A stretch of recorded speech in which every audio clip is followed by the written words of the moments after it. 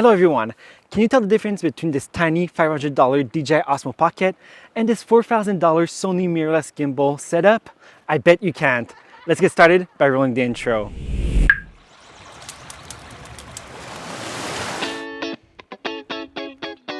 For those of you who are new to this channel, I'm Bellemare-Alford, a young photographer and filmmaker on a journey to become better at this art. I'm going to label these two cameras A and B, but it won't tell you until the end which one is which. Definitely stay until the end to learn the answer.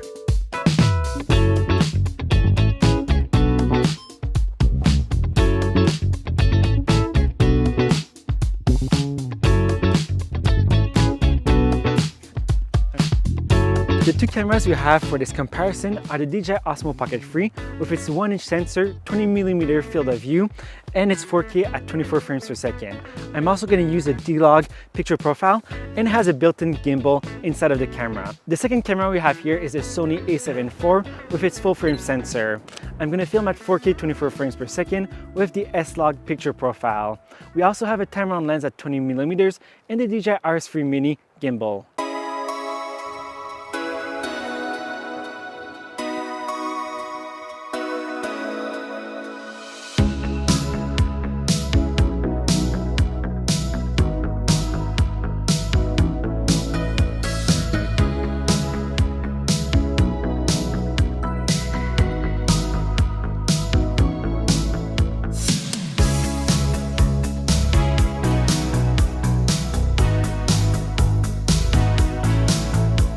If you're buying the DJI Pocket 3, it's probably because you're looking for a good vlogging camera.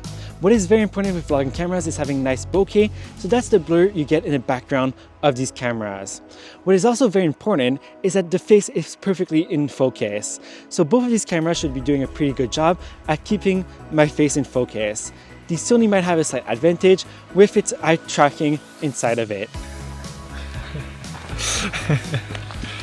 How do you feel being filmed by two cameras? Two cameras? Yeah, it's too much attention.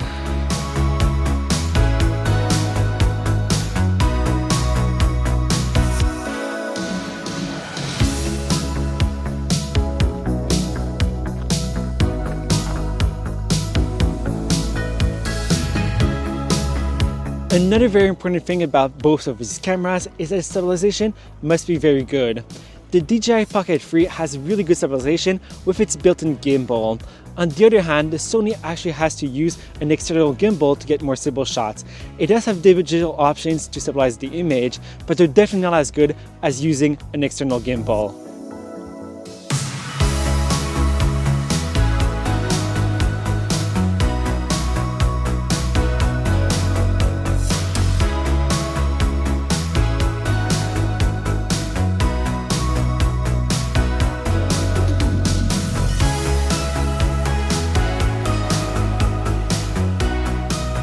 Now to really test both of the gimbals in their stabilization, let's do a little running test. So let's go, 1, 2, 3.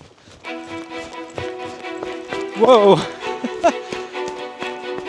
It was a little bit muddy here.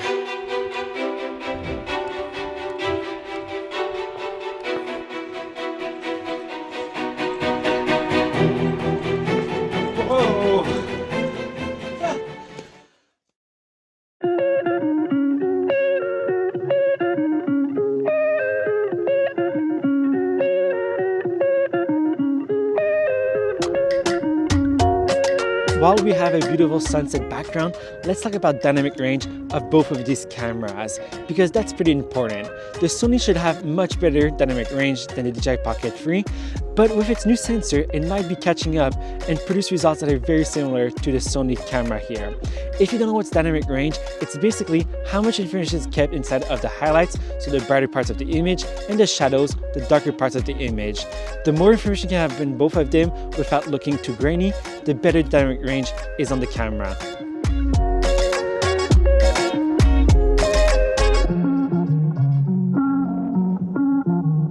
While the sunset is completely disappearing in the background, let's talk about one of the biggest differences between these two cameras. The DJI Osmo Pocket 3 is super simple to use. You simply flick it open, it starts recording right away, and you're good to go. The menus are also super simple to use, and pretty much anybody could use this camera. On the other hand, right here, it's much harder to use this Sony camera with the gimbal. First of all, you have to assemble the gimbal, and there's a lot more moving parts to get this working. Then there's buttons all around the camera, and it can be really hard to decide what to do with all of them. And also the menus on the camera are pretty complex to use.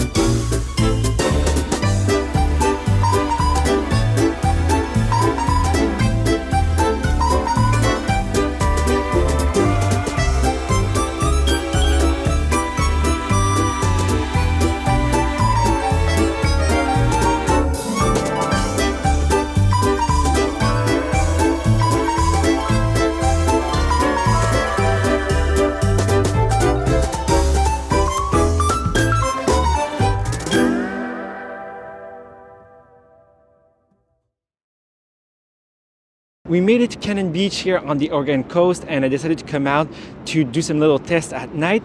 I wasn't expecting to see anything from both of these cameras. I was expecting the image to be way too dark, but the only light we have here is actually the moonlight and the buildings in the background, but the buildings are not actually offering that much light at all. But both screens actually show perfectly my face, which is very impressive. I am using the low light video mode on the DJI Osmo Pocket 3, so that should help a little bit the video here, but overall it seems very impressive. I do want to know which one you think looks better here. I'm very curious to see how both of these results are going to compare. I'm going to continue taking a little bit more of test shots and also take some few pictures and videos of the stars because they should be shining bright tonight.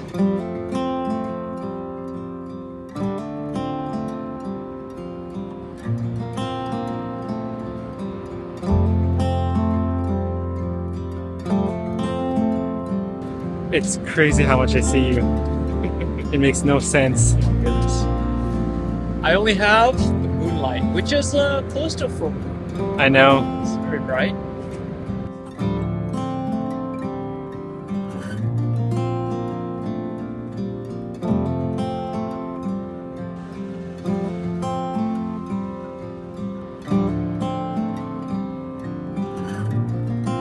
Careful, careful, careful. Remember, out of nowhere. You saved my life. I'm happy I got it on the video. Sir. Are you Googling on how to use a Canon camera? Yes. I thought your menu were so easy to use. You know, on my Sony I know how to do it. It's very easy. Okay. I got it. Look, autofocus. Then somewhere here, number 2, focus mode, autofocus, manual focus. That's very dumb.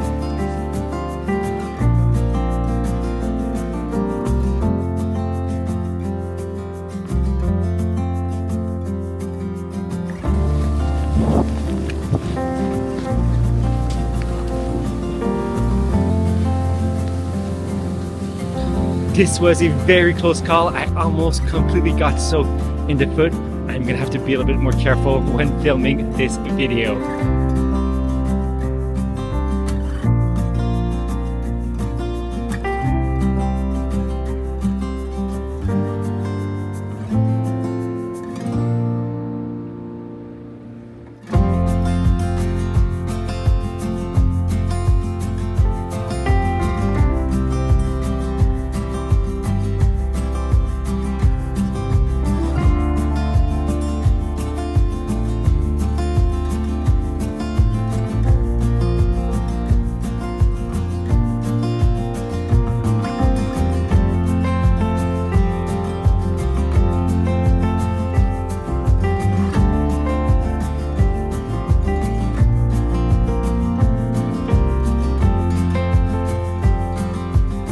Now let's talk about photography, because here we have a clear winner.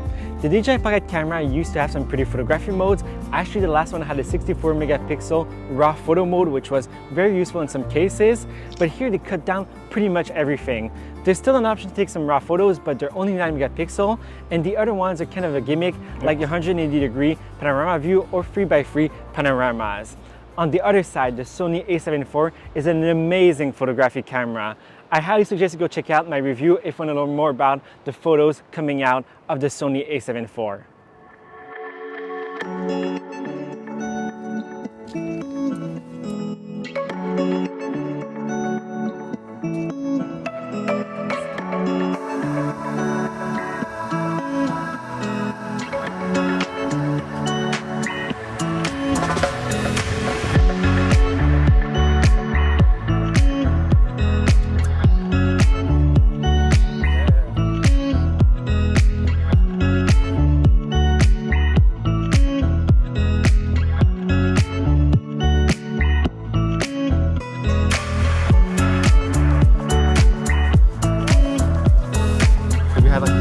Water was very cool.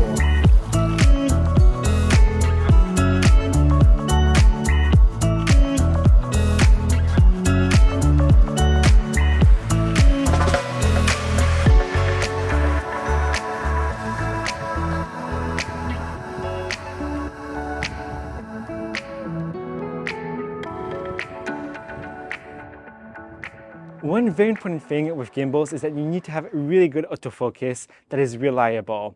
You cannot be manually focusing while operating the gimbal, so you want to make sure your camera can stay in focus all the time.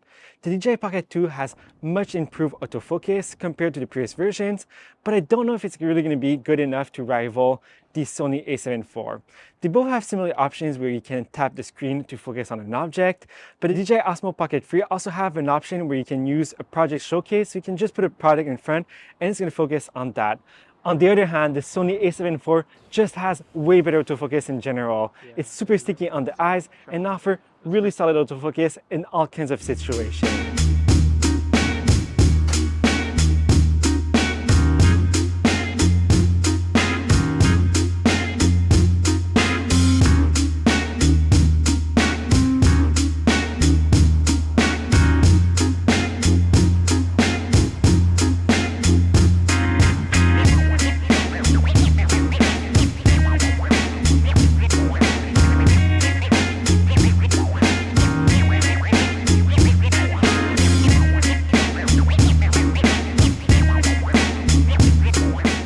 the biggest fan of using slow motion, but this is actually a place where the DJI Osmo Pocket 3 might have a small advantage. At 4K 60 frames per second, there's basically no limitation. At 4K 120 frames per second, you cannot use D-Log or the active track mode, and there's even a mode at 240 frames per second at 1080p. On the other side here, the Sony has a crop at 4K 60 frames per second, and 120 frames is only available in Full HD.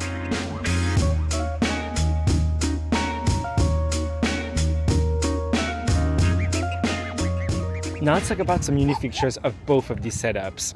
The DJI Osmo Pocket 3 has an active track mode where you can double click on any subject, it's going to find it, start tracking it automatically, which is great when you're alone because it allows you to get some camera moves that are basically impossible to get with most of the other cameras and gimbals. Another great feature of the DJI Osmo Pocket 3 is that it has really good audio directly inside of it. It's actually the audio I'm using right now here, and it sounds great and you don't have to use any external microphones. If you do want to get better audio, the Creator Combo Kit comes with a wireless microphone that you simply power on. It's going to connect to it and offer better audio. It's much harder to get the same type of audio using my Sony camera because I have to buy some microphones that cost a few $100s. One great thing about the Sony camera is that you have a lot more control in general.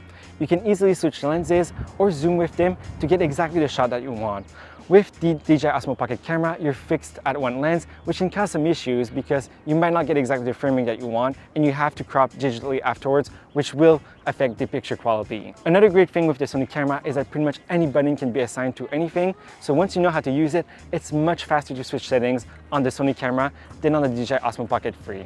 I'm about to reveal which camera is which, so now is the time to let me know in the comments down below what is your guess if you haven't already. I didn't want this video to be very technical, so instead I wanted to get a bunch of camera footage in real-world situations so you could compare and decide which one is better for you for your use cases. Now for the big reveal, the camera A was my Sony A7 IV with the DJI RS3 mini gimbal, and camera B was the DJI Osmo Pocket 3. Did you get this one right? I think it's very impressive that a camera that's almost 1/10 of the price of the other one actually produces footage that's very similar to a much more expensive camera. But both of these are tools, so depending on the situation, one tool might be better than the other one to get the results you're looking for. If you enjoyed this video, please let me know by hitting the like button below, and definitely subscribe to the channel if you want to learn more about the DJI Osmo Pocket 3. I first of all have an in-depth review that's coming soon, a full vlog of my trip in Chamonix, Paris, and Zermatt, and also we'll have a comparison between the DJI Osmo Pocket 3 and my phone, but instead of talking about specs, we're going to talk about different scenarios and where using the DJI Osmo Pocket 3 is better than the phone. See you in the next video.